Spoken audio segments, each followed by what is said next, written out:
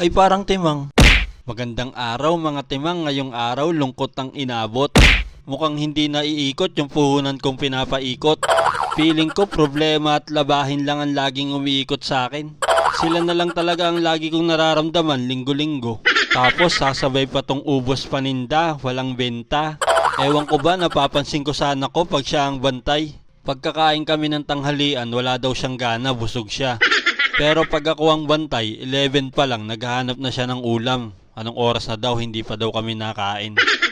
Lungkot at overthink talaga, magsasabay sa isip mo. Buti na lang, maaga pa, may nagpa-laminate na sa akin. Mura lang magpa-laminate sa akin guys, may freebies pang 2 istiko. Basta mag-a-add ka lang ng 5 piso. Mura na yon, wala pang halong mura. Sa ibang tindahan nga pag bumili ka ng maaga, pisong candy, galit pa yung tindera Pero alam niyo yung pinakaayaw ko?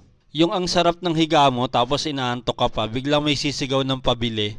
Tapos pag tanong mo ko anong bibilin, biglang sasabihin, pabarya lang po. Ukininam talaga, kahit hindi ka high blood, matataas talaga dugo mo.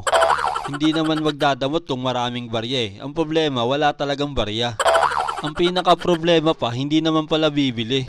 Baka mamaya sa kabilang tindahan yung bumili tapos sa akin lang magpapabarya. Gul. Kung saan kayo bumili, doon kayo magpapalit. By the way, balik tayo dito sa nilalaminate kong ID. Payo ko sa inyo kung may mga ID kayo na tin ID o kaya PhilHealth, palaminate nyo na agad. Hindi yung kung kailan mapupunit na o kaya nabasa ng tubig at saka nyo pa palalaminate. Ang mura-mura ng laminate, ayaw nyo agad ipalaminate. Isipin mo na lang yung ID mo, pag nabasa yan, kukuha ka na naman ulit. Pagod na naman yan boy. Kaya kung ako sa'yo, ipalaminate mo na yan sa akin, PM ko sa'yo yung presyo. Ganyan magnegosyo. Konsensyahin mo muna bago mo i-alok ang produkto. Prangkahin mo na lang, wag mo nang bulahin pa. Kunyari, may kaibigan kang sasali sa liga, tapos alam mo naman na hindi siya ipapasok. Kesa bentahan mo ng sapatos, bentahan mo na lang ng bangko. At least, pagdating ng liga, mas marirealize niya na mas kailangan niya ng bangko kaysa sa magandang sapatos. Baka mamaya, ibalik na lang sa'yo yung sapatos kasi first game pa lang ng liga, hindi na agad siya nakapasok. By the way, pagkatapos kong ilaminate yung ID, kinarwas ko na muna tong motor ko. Bihira ko lang ikarwas tong motor ko. Mas madalas kasi ako mag-push up kaysa mag-carwash ng motor. Pero alam nyo ba, ang mga taong bihira lang maglinis ng motor, mga loyal yan. Yung tipong pag-aalis, kahit konting punas lang, okay na. Basta walang alikabok at putik, pwede na yan. Pero yung mga mayat maya, punas ng motor tapos gusto makintab na makintab. Tapos aalis saglit, pagbalik, punas na naman ng motor. Sila ang mga tunay na maalaga sa motor.